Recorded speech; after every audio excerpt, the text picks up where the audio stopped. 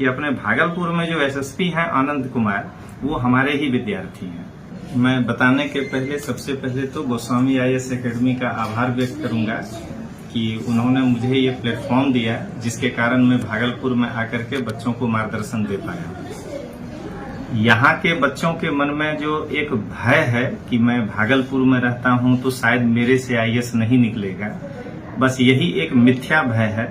मेरा मानना है कि अगर वो सही डायरेक्शन पर यहाँ से तैयारी करेंगे तो वो दिन दूर नहीं होगा कि भागलपुर एक आईएएस का हब हो जाएगा और आसपास के बच्चे यहाँ आकर के तैयारी करना शुरू करेंगे। जी, मेरा ये मानना है कि आप चाहे दिल्ली में तैयारी करिए, पटना में करिए या भागलपुर में, आपका मेंटर मेन होता है।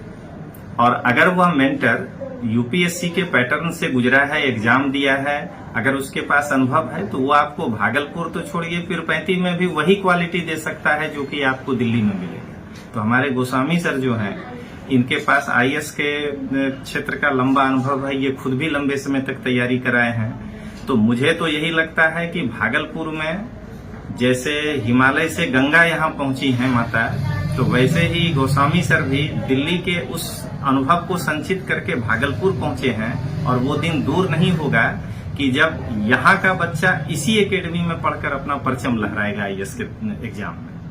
तो बच्चों के करंट अफेयर के बारे में सर क्या कहना चाहेंगे, या मोबाइल से जो बच्चे क्लास कर रहे हैं उसको लेकर क्या कहना चाहेंगे? मैं मोबाइल का विरोधी नहीं हूं, लेकिन एक दिक्कत ये है कि जो बच्चे तैयारी कर रहे हैं वो अंडर 25 होते हैं एज, तो उनके दिमाग में एक मानसिक विचलन होता है। जैसे अगर वो कोई कोर्स या कंटेंट देख रहे हैं तो नुकसान नहीं है, लेकिन वो यूट्यूब पर, मान लीजिए मैं ही एक टीचर हूं तो मेरा कंटेंट के बजाय वो मेरे शॉर्ट्स को देखते हैं, जबकि शॉर्ट्स में हम कोई भी शिक्षाप्रद बात करते नहीं है। तो इससे थोड़ा बच्चों में भटकाव है और उसका तो प्रभाव यूपीएससी के रिजल्ट पे दिख रहा है कि 2016 के पहले जहां 200 मार्क में 116 मार्क पर प्रीलिम्स क्लियर होता था, इस साल ओनली 75 मार्क पे हुआ है। पेपर वही है, स्टाइल वही है, तो आखिर ये मेरिट क्यों गिर रहा है? तो उसका कारण यही है कि बच्चों में थोड़ा सा मोबाइल में भटकाव आ गया है। तो आपके तरफ से सर बच्चों को क्या संदेश देना चाहेंगे, कैसे प्रिपरेशन? मैं तो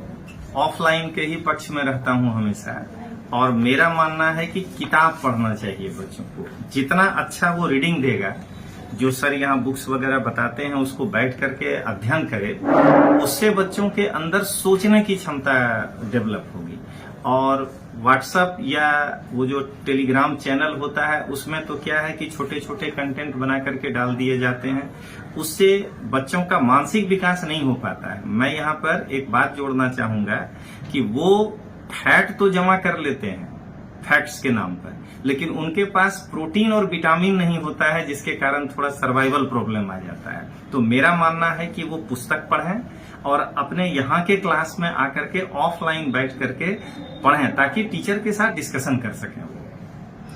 थैंक यू सर, आप अपना परिचय दे दें। मेरा नाम रजनीश सिंह तोमर है। मैं 24 साल से इस फील्ड में हूँ, यूपीएससी के बच्चों को मार्गदर्शन दे रहा हूँ। मैंने 13 साल दिल्ली के मुखर्जी नगर और राजेंद्र नगर में क्लास चलाया, और मैं भारत के लगभग शहर में एज ए टीचर पढ़ा चुका हूं, जैसे अजमेर, इंदौर, जोधपुर, अहमदाबाद।